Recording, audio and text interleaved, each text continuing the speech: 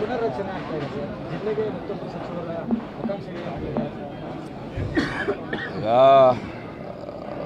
ಕಾಂಗ್ರೆಸ್ ಪಕ್ಷ ಯಾವುದೇ ತೀರ್ಮಾನ ತಗೊಂಡ್ರೂ ನಾನು ಸ್ವಾಗತಿಸ್ತೀನಿ. ಪಕ್ಷ ತಗೊಳ್ಳೋ ತೀರ್ಮಾನಕ್ಕೆ ನಾನು ಬದ್ಧವಾಗಿರ್ತೀನಿ. ಅಲ್ಲ ಸರ್, ನೀವು ಒತ್ತಾಯ ಮಾಡ್ತೀರಾ ಅಂತೇಳಿ ಈಗ 6ನೇ ಸಲ MLA ಆಗಿದ್ದೀರಾ, ಸೀನಿಯರ್ ಇದ್ದೀರಾ. ನಾನೇನು ಒತ್ತಾಯ ಮಾಡಲ್ಲ. ನಾನೇನು ಅದರ ಆಕಾಂಕ್ಷಿಯಾಗಿ ನನಗೆ ಮಂತ್ರಿಗಿರಿ ಕೊಡಲೇಬೇಕು ಅಂತ ಹೇಳಲ್ಲ. ಇಲ್ಲಿ ನಮ್ಮ ಜಿಲ್ಲೆಯಲ್ಲಿ ಬಾಲಕೃಷ್ಣ ಅವರು ಒಬ್ಬ ಸೀನಿಯರ್ ಆಗಿ ಒಬ್ಬ ಶಾಸಕರಿದ್ದಾರೆ. ಯಾರಿಗೆ ಕೊಟ್ಟರು ನಾವು ಕೆಲಸ ಮಾಡ್ತೀವಿ, ಏನು ತೊಂದರೆ ಇಲ್ಲ.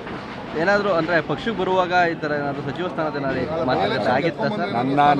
ನನ್ನ ಮೂಲ ಉದ್ದೇಶ ಈ ತಾಲೂಕಿನ ಸೇವೆ ಮಾಡ್ತಕ್ಕಂತಾಗಿದೆ. 3.5 ವರ್ಷಗಳಲ್ಲಿ ನಾನು ಭಾಳಷ್ಟು ಕೆಲಸವನ್ನು ಮಾಡಬೇಕಾಗತ್ತೆ. ಅದಕ್ಕೆ ಗಮನ ಕೊಡ್ತೀನಿ. ನಾನು ಯಾವುದೇ ಮಂತ್ರಿಗಿರಿ ಹಿಂದೆ ಹೋಗೋದಿಲ್ಲ. ಅವಕಾಶ ಮಾಡಿಕೊಟ್ರೆ ಕೆಲಸ ಮಾಡ್ತೀನಿ, ಇಲ್ಲಾಂದ್ರೆ ತಾಲೂಕಿನ ಕೆಲಸ ಮಾಡ್ಕೊಂಡು ಹೋಗ್ತೀನಿ.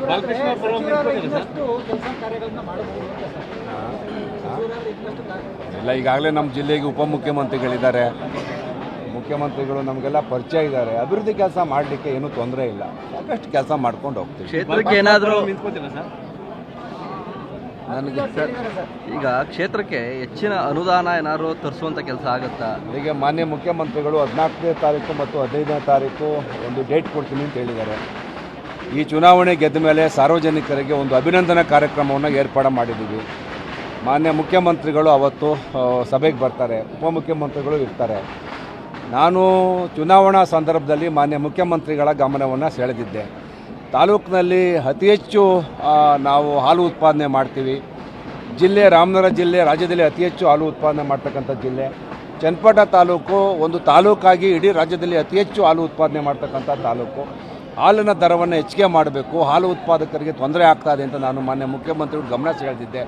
ಅದನ್ನು ಬೆಳಗಾವಿ ಅಧಿವೇಶನದಲ್ಲಿ ನಮ್ಮ ಹೈನುಗಾರಿಕೆ ಸಚಿವರನ್ನು, ಸಹಕಾರಿ ಸಚಿವರನ್ನು, ಮಾನ್ಯ ಮುಖ್ಯಮಂತ್ರಿಗಳನ್ನು, ಉಪಮುಖ್ಯಮಂತ್ರಿಗಳ ಗಮನ ತಂದು ನಮ್ಮ ರೈತರಿಗೆ ಒಂದು 5 ರೂಪಾಯಿ ಹೆಚ್ಚಿಗೆ ಹಾಲಿಗೆ ಬೆಲೆ ಕೊಡ್ತಾರೆ. ಸರ್, ಇವತ್ತು ನೂತನ ಕಚೇರಿ ಓಪನ್ ಮಾಡಿದ್ದೀರಿ. ಮೊದಲನೇ ಪ್ರಶ್ನೆ ಅದು, ಎರಡನೇ ಪ್ರಶ್ನೆ ರಾಜಕೀಯ ಕೇಳ್ತೀರಿ.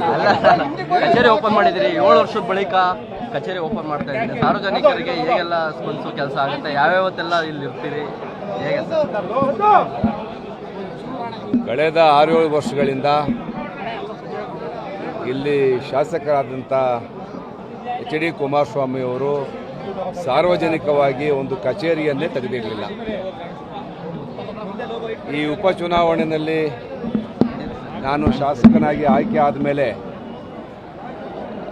ನಮ್ಮ ಜವಾಬ್ದಾರಿ ಇವತ್ತು ಕಚೇರಿಯನ್ನು ಪ್ರಾರಂಭ ಮಾಡಿದ್ದೀವಿ. ತಾಲೂಕಿನ ಜನಸಾಮಾನ್ಯರಿಗೆ ಭಾಳ ಖುಷಿ ಆಗ್ತಾ ಇದೆ. ಏನು ನಾಗರಿಕರ ಸಮಸ್ಯೆಗಳಿಗೆ ಸ್ಪಂದಿಸ್ತಕ್ಕಂಥ ಕೆಲಸವನ್ನು ಈ ಕಚೇರಿ ಮಾಡ್ತಿದೆ.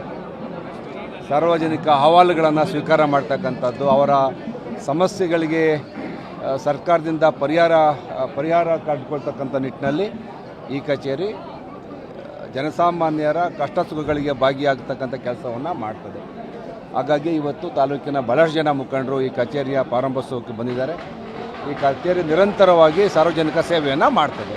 ಸರ್ಕಾರ ಮತ್ತು ಜನಸಾಮಾನ್ಯರಿಗೆ ಕೊಂಡಿಯಾಗಿ ಕೆಲಸವನ್ನು ಈ ಕಚೇರಿ ಪ್ರಾರಂಭ ಮಾಡ್ತದೆ. ಸಾಕಷ್ಟು ಕ್ಷೇತ್ರದಲ್ಲಿ ಸಮಸ್ಯೆಗಳು, ಕಷ್ಟದ ಸಮಸ್ಯೆ ತೀರಾ ಮಿತಿ ಮೀರ್ತಾ ಇದೆ ಸರ್. ಆ ನಿಟ್ಟಿನಲ್ಲಿ ಏನಾದರೂ ಹೊಸ ಯೋಜನೆಗಳು ಅಥವಾ ಏನಾದರೂ ಪ್ಲಾನ್? ಈಗಾಗಲೇ ನಾನು ನಗರಸಭೆಯ ಗೌರವಾನ್ವಿತ ಸದಸ್ಯರು ಕಮಿಷನರ್ ಜೊತೆ ಸಭೆ ಮಾಡಿ ಕಸಕ್ಕೆ ಮುಕ್ತಿಯನ್ನು ಕೊಡಬೇಕು ಅಂತೇಳಿ, ಕಸವನ್ನು ವೈಜ್ಞಾನಿಕವಾಗಿ ವರ್ಗೀಕರಣ ಮಾಡೋದು ಮತ್ತು ಅದನ್ನು ವಿಲೇವಾರಿ ಮಾಡ್ತಕ್ಕಂಥದ್ದಕ್ಕೆ ವೈಜ್ಞಾನಿಕವಾಗಿ ಅದಕ್ಕೆ ಇವತ್ತು ಪರಿಹಾರ ಕಂಡುಕೊಳ್ತೀವಿ. ಇಲ್ಲಿ ತನಕ ಸಮಸ್ಯೆಯಾಗೇ ಇತ್ತು.